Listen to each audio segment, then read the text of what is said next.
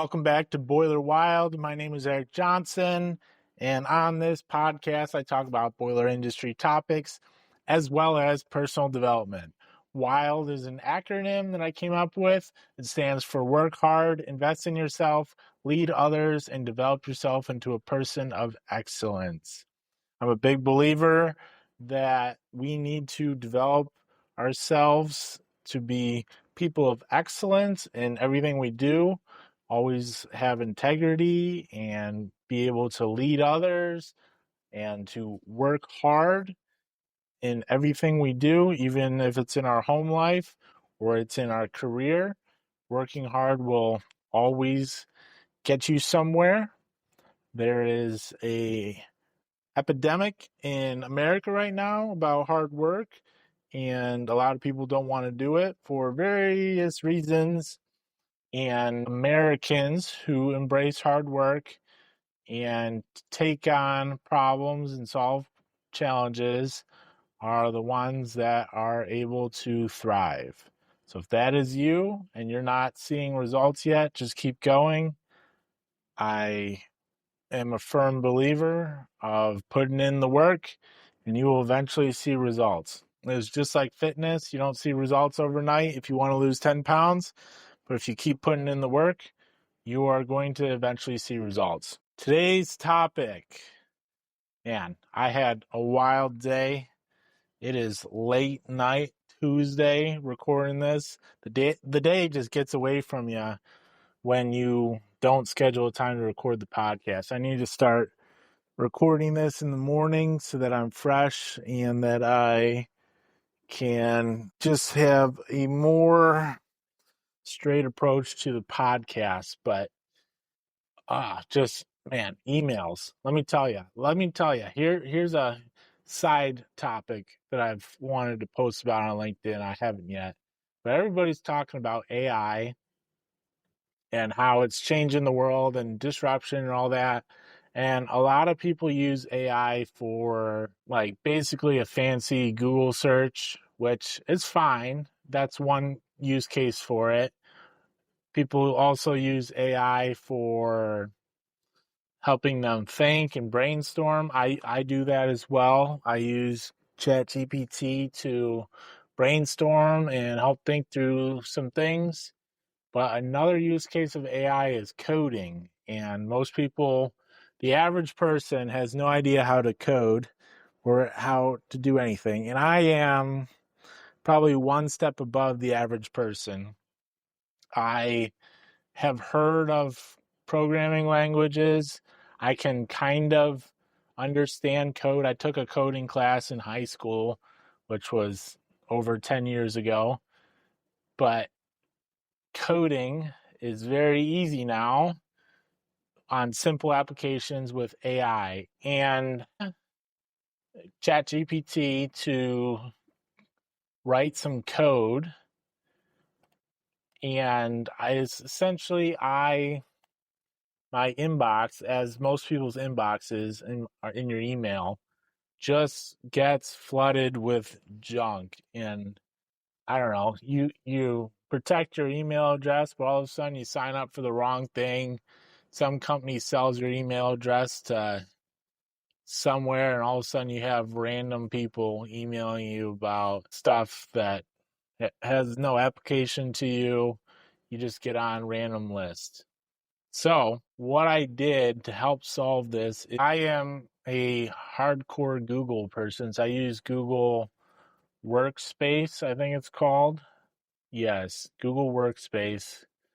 And I use Google Workspace to do all like the sheets, the docs, everything. Most companies, and then for email, I use Gmail, which is part of a Google product. But I don't use Microsoft products. I love Google Workspace. Most companies use Microsoft. I just wanted to try something different, and I love it. And 2 years of no regrets on using Google Workspace. But I'm sure Microsoft can do this as well. But Google Workspace has what is called Apps Script, and it's essentially a scripting application, coding, that you can assign custom scripts to do random things, whatever you want.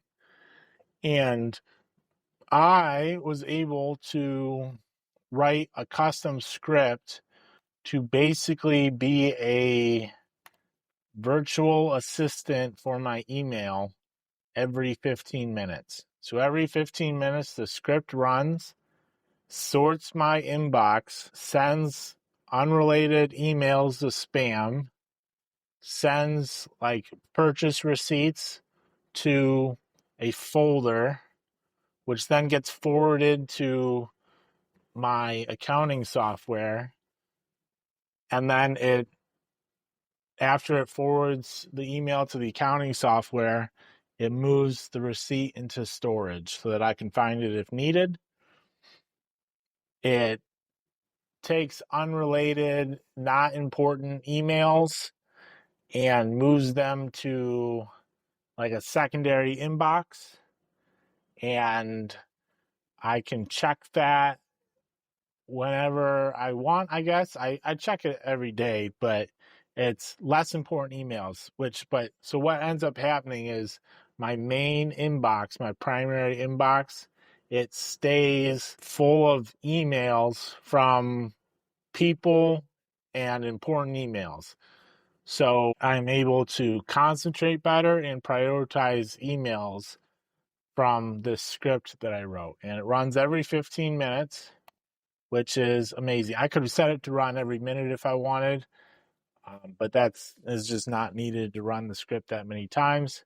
So every 15 minutes, and it's like having somebody sort my email.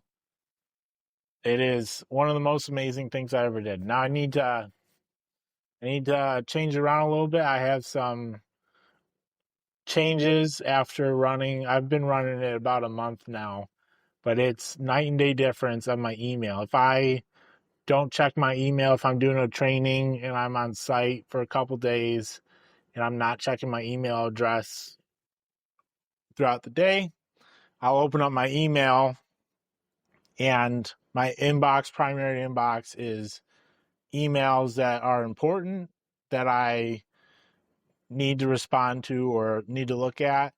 And I don't have to go through the clutter of all the junk emails or spam emails.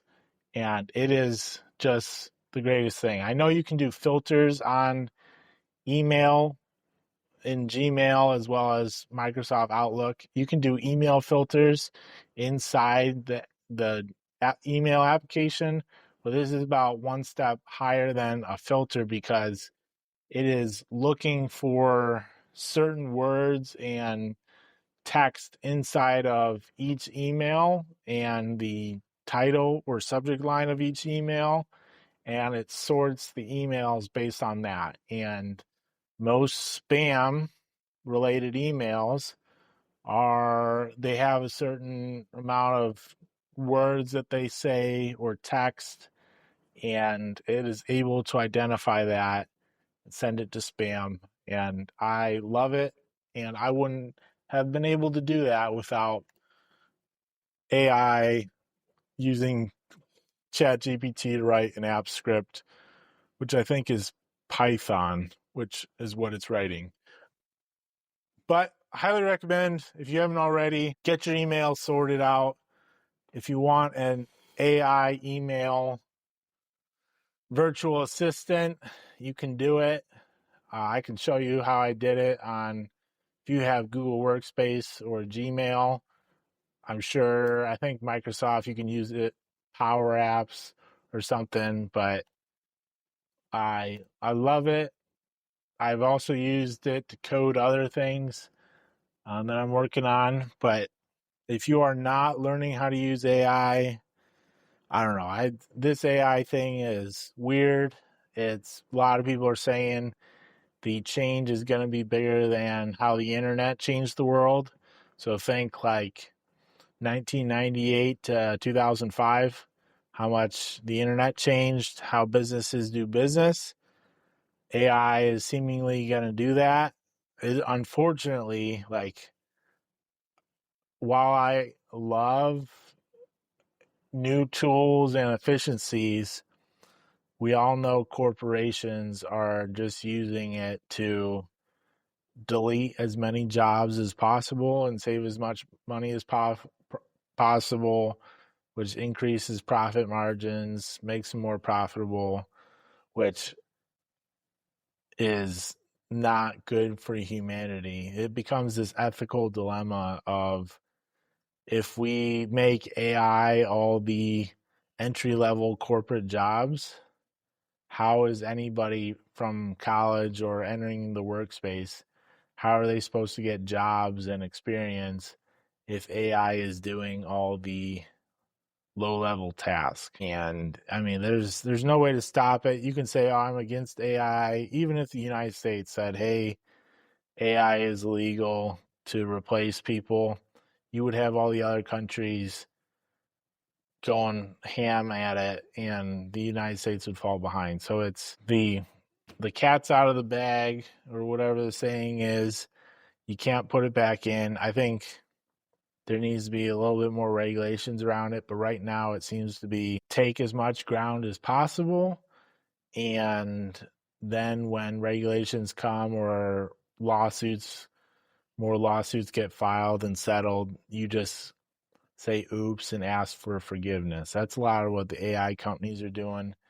A lot of them are violating traditional copyright laws and basically just soaking up all the data that they can get. And publishers and whatnot are now not receiving commissions on their data. Like, there's a big lawsuit right now with the New York Times. I think OpenAI used all the New York Times data to train its AI agent. And while it doesn't seem, it doesn't seem like a big deal, like, that's the New York Times's business, like, is to produce news articles and data like that. And if OpenAI can just take all that stuff and train its model on it all, now its model knows it all, and now the New York Times becomes redundant and is not necessary. And so, I mean, I don't know, it's hard to see the good in it. There is a lot of good, and I mean, I constantly hear people, oh, AI won't take your job, people with using AI will take your job. Yes, that's true. AI will be used by people, but one person with AI is going to be taking the job of 10 people. And that is just, I just don't see this ending up well for the average worker who just wants to go to work, punch 40 hours and go home. Like, that's, the corporations are not going to have those people anymore. Like, if you just move data around, push paper, you are going to become redundant to computer AI within the next 5 to 10 years.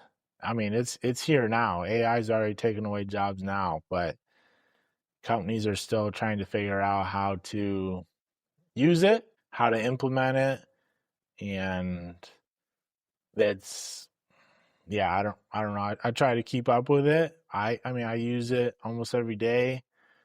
I really like the brainstorming function of it. Instead of like calling people and asking people questions or bouncing ideas off people, it's really good to bounce ideas off and like think through stuff. But the, yeah, just trying to delete jobs so that you can increase profit margins. It may be fine for the workers already in the workforce, but like I said, all the new people coming into the workforce, it's kind of like the same thing that's kind of happened with fast food.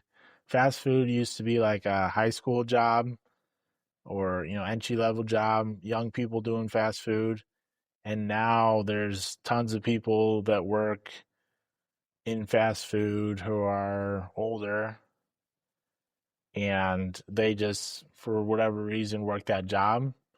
Maybe they like it, maybe it's the only job they can get. And if those people are working that job, then the teenagers can't get hired because there is no openings for the teenagers. And I know that's not true everywhere. Like Chick-fil-A likes to hire a bunch of young people and has high turnover due to hiring young people. But that's part of their business model. But if AI takes away the entry level jobs, it's how are you going to get experience? Chicken and the egg. All the boiler companies trying to hire for 5 years of experience for boiler service technicians. Yet, if you want to be a boiler service technician, you need to somehow have 5 years of experience. But you can't get experience because everybody wants experience. Yeah, it just goes around and around. And I know, so if you are a person and you don't meet the experience level of a job that you are applying for, apply anyways. That is a made up number. There is no magic to 5 years of experience.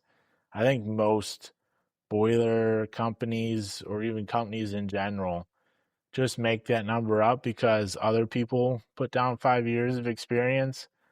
5 years of experience basically just means that they think you know something and can hit the ground running and don't require a ton of supervision. But if you are a go-getter and you are able to solve problems, it doesn't matter how much experience you have, they'll probably hire you. Yeah, I don't know, that's another thing I've always wondered is why 5 years experience? Why not 6? Why not 4?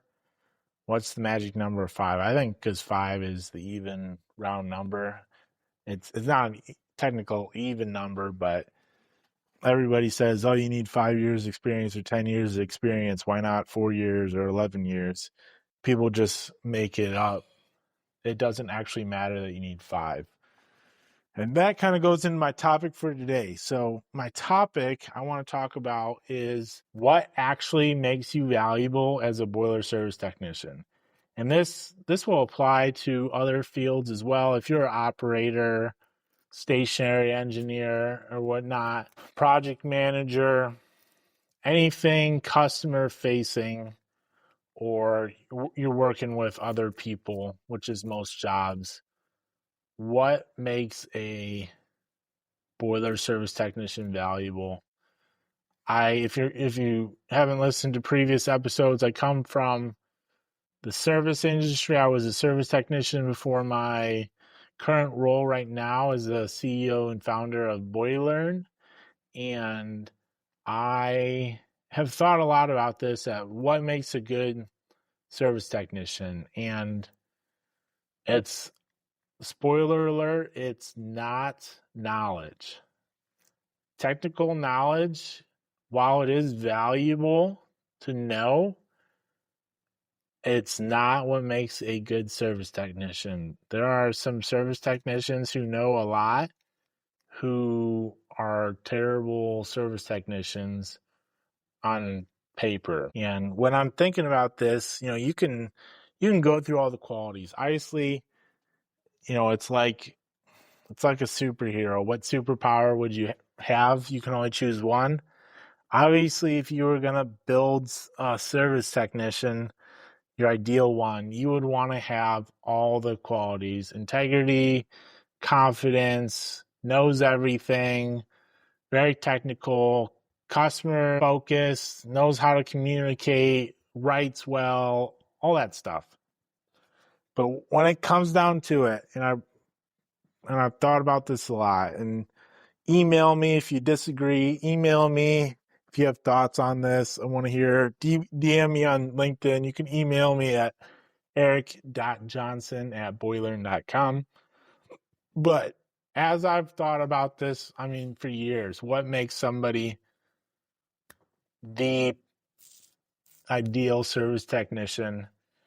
And I think it all comes down to can you make somebody else's problem your problem? And that seems very simple. Like, so a service technician, basically, you are either solving somebody's problem or preventing a problem. So, preventative maintenance, you may go out, clean a heat exchanger, clean filters on a boiler or do combustion. There's no like defined problem, but you're searching for problems and preventing problems. But let's just say you are always trying to find problems or fix problems.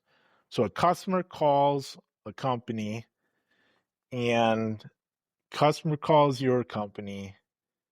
This is how I think about it. So a customer calls your company, gets the dispatcher, and they say, "Hey, I've had 2 service companies out here. Neither one can fix my problem. Do you have somebody that that can come fix this problem?" And they'll poorly describe the problem. And the dispatcher will immediately think of a person, and you want to be that person. And that's not the person who is most knowledgeable. That's not the person who shows up on time every day. That's not the person who has the best customer service skills. It is the person who can make other people's problems their problem. That person may not be the most knowledgeable, may not have the best customer service skills, but when they show up to the customer site and the customer says, "Hey, here's the problem, here's the issue," they now take ownership of that problem. And they go, "All right, this is my problem now, and I'm not leaving till it's solved or we have a plan for the resolution." And I think that's all it comes down to is what makes a good service technician. And those people who do that are the ones who are very valuable to a company, and you can basically write your own check. When I was running service, I would always try to make the customer's problem my problem. It doesn't matter how big or small the customer's problem is. You are there to delete problems from their life so that their life is easier. If they knew how to solve the problem or had time to solve the problem, they would just do it themselves. And by calling you as a service company to come in and you are a service tech to show up, you're not supposed to make more problems. You're supposed to solve the problems. And that seems like pretty standard. Like, yeah, of course I'm not supposed to make more problems. But I've seen it so many times where a service technician shows up and they go, "Well, I don't know. It's this or it could be this." And then they start thinking of a lot of hypothetical scenarios, and then, "Oh, well, it's hot and I can't do this." And, "Oh, well, we need to do this first." And this, and basically it just ends up being excuses for why they can't get the job done and solve the problem. And it just kicks the can down the road. I remember showing up to a service call and a previous contractor had told the customer the service technician showed up and it it was a boiler problem. Company showed up, the service technician walked in, looked at the problem for 20 minutes, couldn't figure it out, and he said, "Oh, we don't work on this kind of equipment, call somebody else," and then left. How does that make the customer feel? Like, the customer has called the company and a service technician to come in. They've worked with that company before. That company knows their equipment, but the service technician didn't feel like fixing the problem. And the problem was with a boiler feed water tank. It was a in-depth problem. There was a condensate issue with the feed water tank. Something wasn't broken, and the service technician just gave up. call somebody else. We don't do this. And wrote that on the service ticket. The customer handed me the service ticket, and I read the service ticket of this other company. And it's like, how do you justify that? Obviously, you can't charge the customer that. You do that work. It's the customers had you do that work before. Other service techs have come out and done the same work, but you just gave up.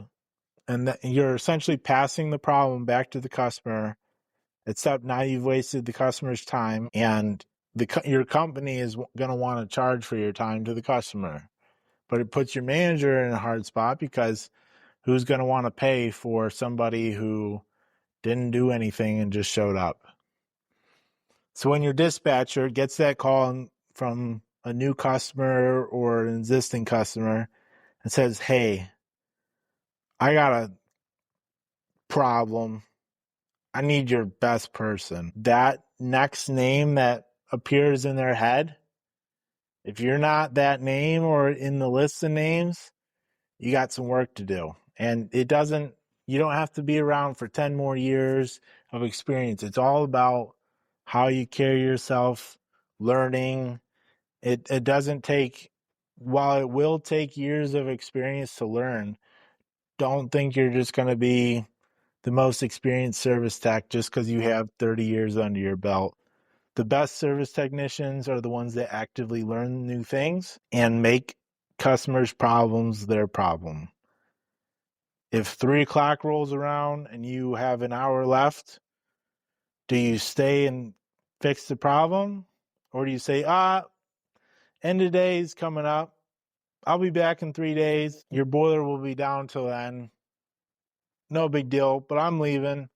I know you want it running today, but I'm leaving now. Like, how does that make your customer feel? Not great. They may not say anything, but they place the task on you to fix their problem, and now you're just leaving and extending their problem for another couple days, all because you wanted to get home an hour early that day or something.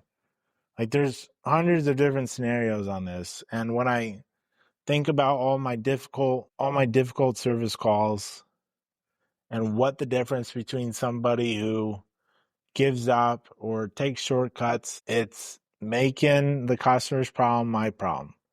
Is this boiler going to run correctly when I put it together and turn it on and bring it up to full steam? Is the boiler combustion correct? That's a problem if combustion isn't correct. It's not, oh, I was only here for this bad part, I fired the boiler.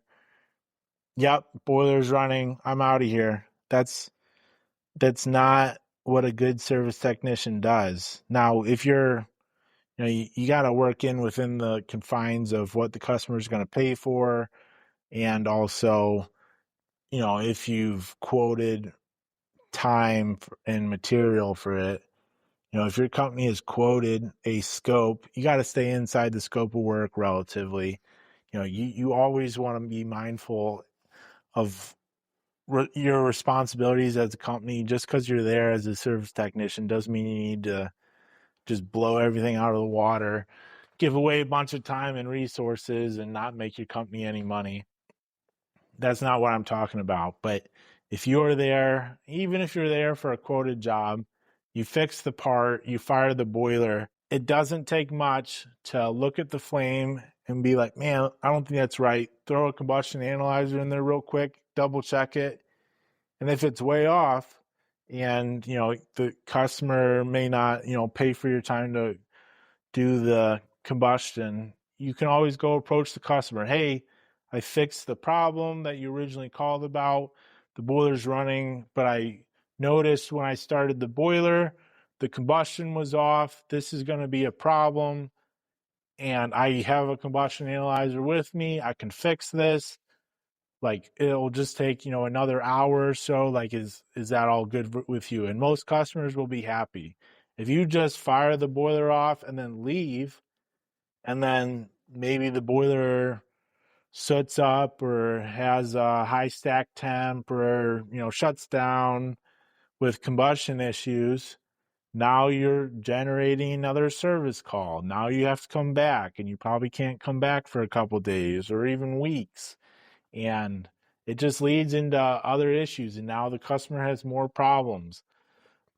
And it's when you are making the customer's problem your problem, everything in that boiler room, when you step into it, is your problem. Everything that could happen is your problem.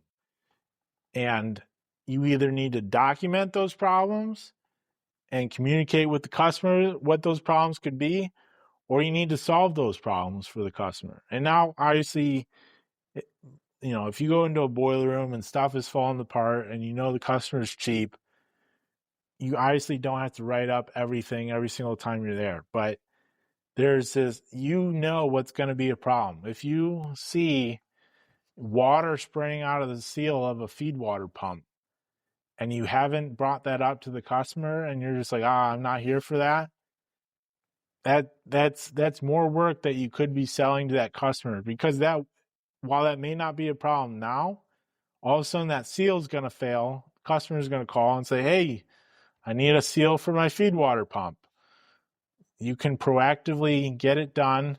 Say, hey, I noticed water's pouring out of the seal for your feed water pump. The seal is going bad. We can't tighten it anymore, and it just needs to be replaced. We can order one, get it replaced before the pump fails. It's easy stuff like that. And a good service tech will generate more work on top of the work that the customer is giving them. If you are going and doing the bare minimum at a customer's site and doing exactly what they ask you to do, never recommending anything else, putting the blinders on, and only doing as you're told, you are not taking the customer's problem to be your problem. It's easy to forget that while there may be knowledgeable customers out there who are knowledgeable in the boiler room and become managers and just don't have the time or resources to do stuff themselves, most people do not know what's going on in the boiler room. It's the same thing like with your car. If you take your car in for a service and the mechanic goes, yep, I changed your brake pads, and you're like, all right, great, and then you start driving and a week later your brakes are squealing and vibrating, and then you take it back in and the mechanic goes, oh yeah, well, I changed your brake pads, but your brake rotors really need to be replaced too. They were all warped. So now your brake rotors are bad, but they ruined the brake pads because they were all warped. So now we need to replace the brake pads again as well. You would be thinking, why didn't you tell me that my brake rotors just need to be replaced when you did my pads? I told you I needed new brake pads. A good mechanic would say, hey, we took off your tires, we inspected your brake assembly, and yes, you do need new brake pads, but while we were there, we noticed that your rotors were warped, and warped rotors can cause vibration and they can ruin new pads, and we would highly recommend you get new rotors. We can't turn them down. They're already too thin. They're worn. They have grooves, and we would just recommend we do it now. It will save you money in the long run. That would be, even if you said, no, I'm good, I'm just going to do the pads, you would be aware of the problem that is there. Same thing in the boiler room. If a customer doesn't want to fix a problem or can't fix a problem like at that time, noting it, telling them, communicating with them, and saying, hey, this problem is going to be a problem. I made it my problem, and you don't want to fix it now, or we can't fix it now, or we got to schedule it for later.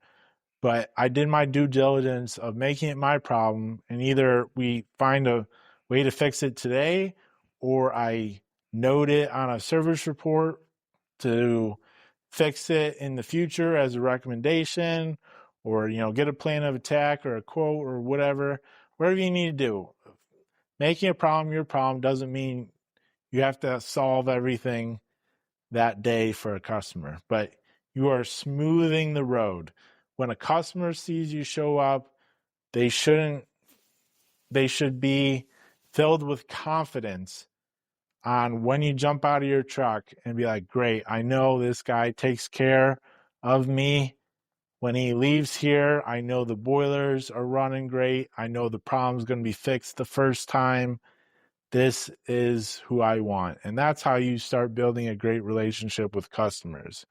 If you show up and they see you and the last 5 times you've been there, you've required callbacks, and or maybe you didn't fix 100% of the problem, you only fixed 70% of the problem, or you left early, or it doesn't matter. It's all customer perception. They will be like, oh great, this guy again. Like, is this going to be a 6 callback?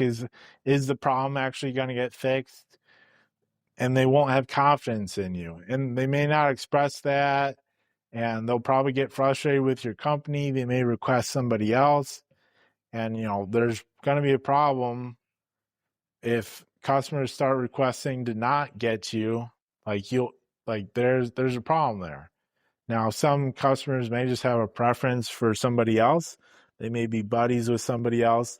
But if every time you leave that customer, there's a callback, or you're not fixing problems all the way or something, that's not a great sign.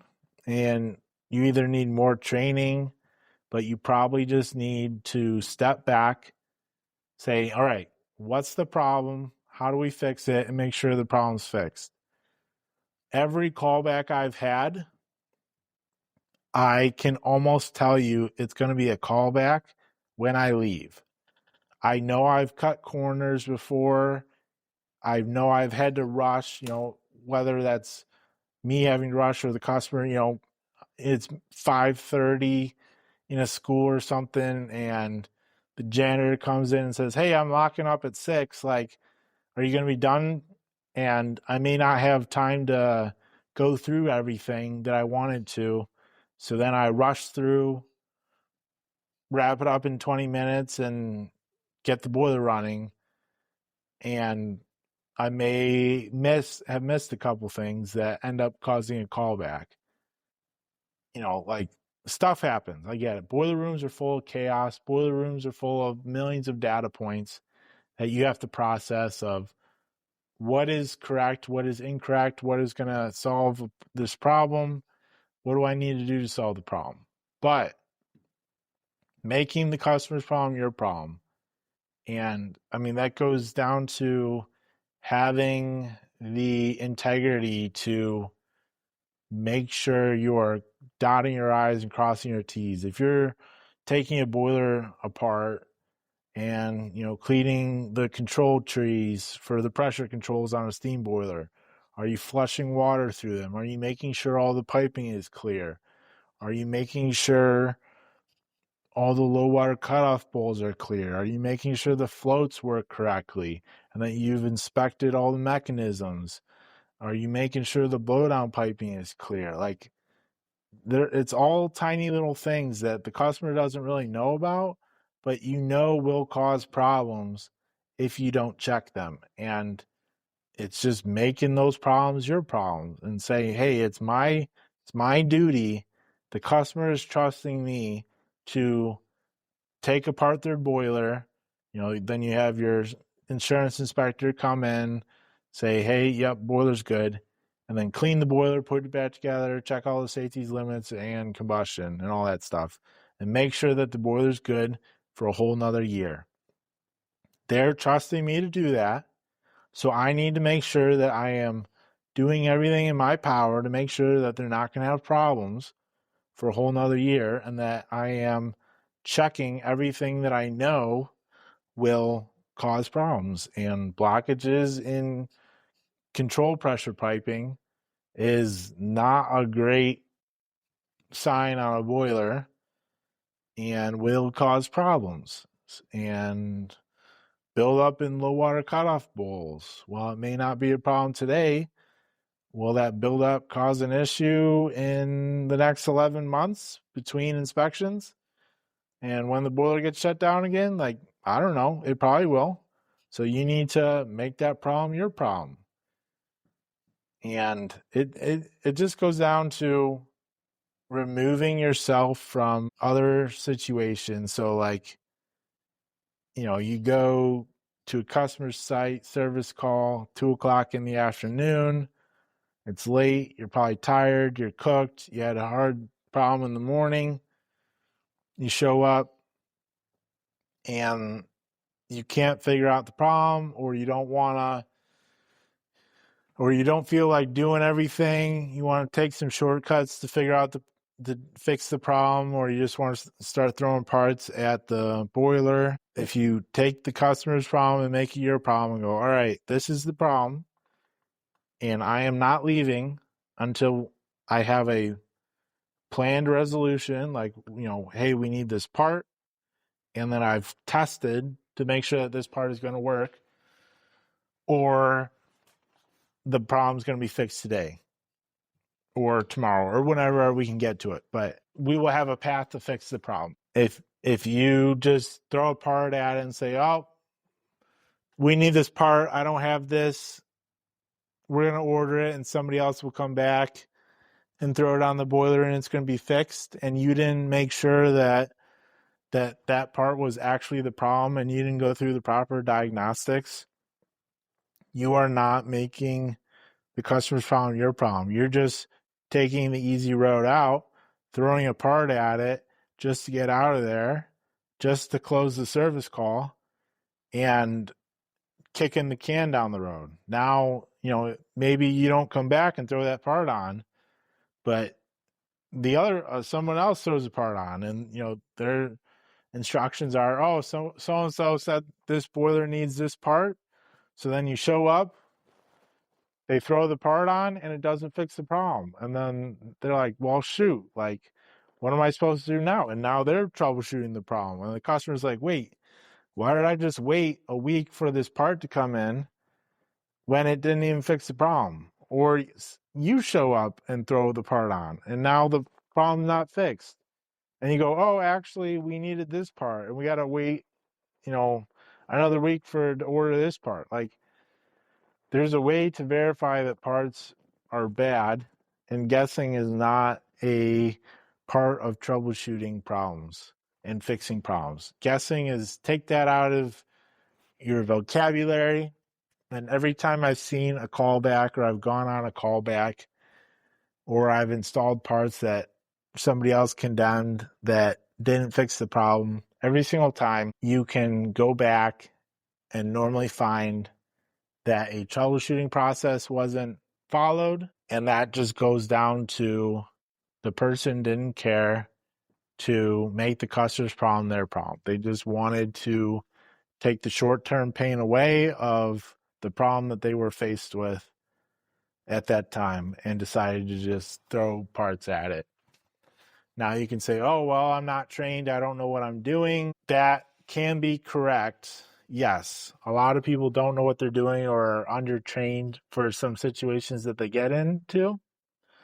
But theoretically, in a theoretical world, if you make the customers your problem and you have no time limit, you can sit down, you can read the manufacturer's manual. How many times has somebody thrown a part at something and you go, hey, like, did you check this section in the manual? And they go, no, like, didn't even open the manual.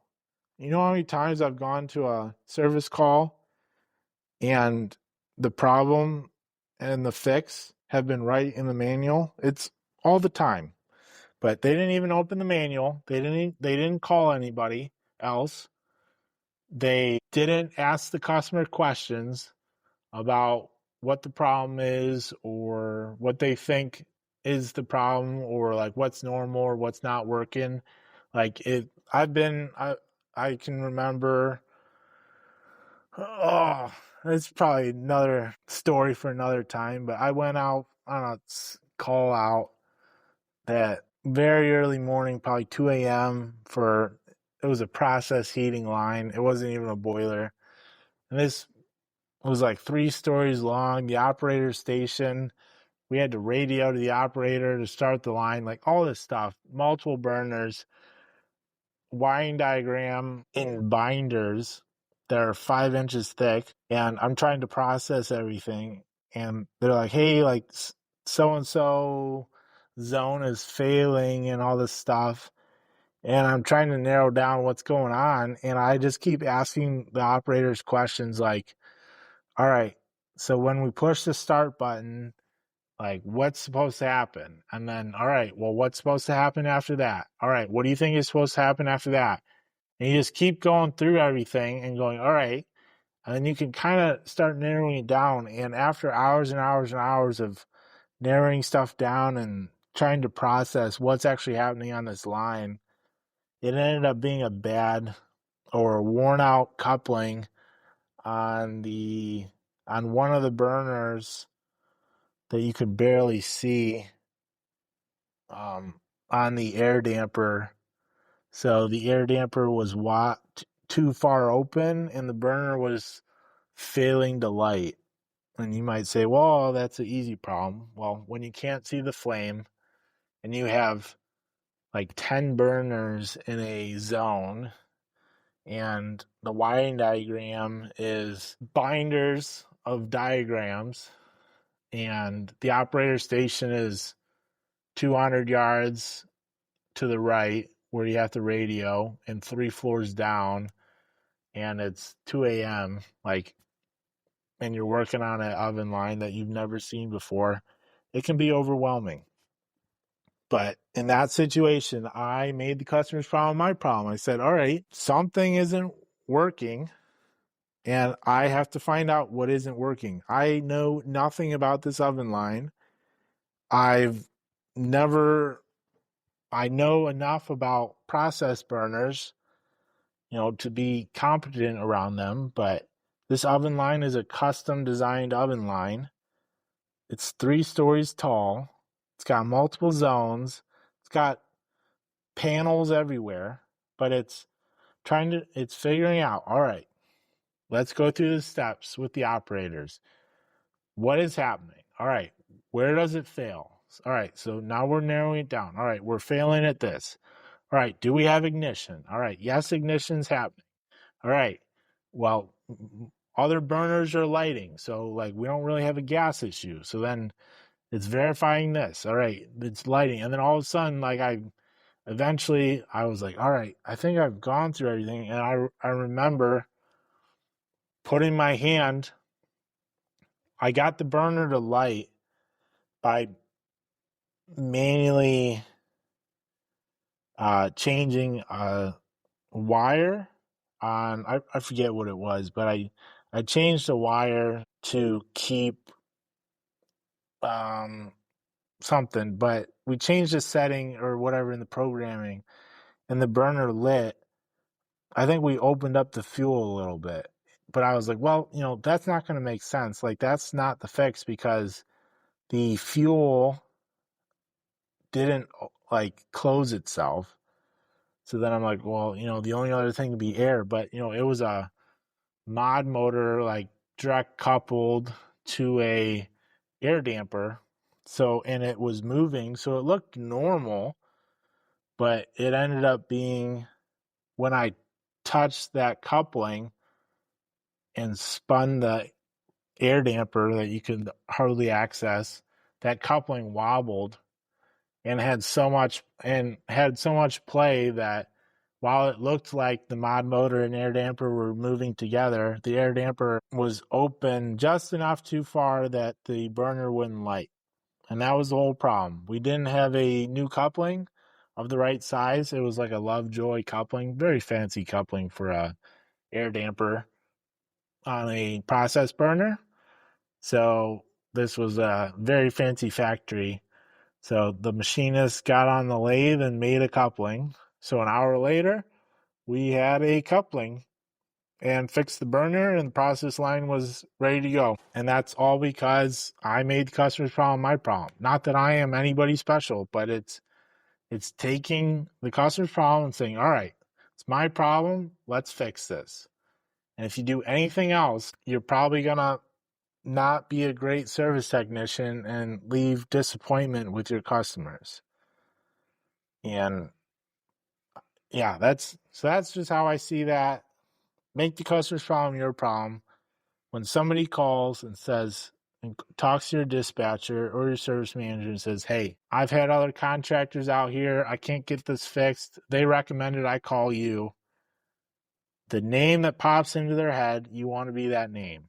And they know that if your service manager sends you out to a customer site, they know that you are going to fix the problem or have a solution to fix the problem. It sounds crazy, but everybody knows the people in their company.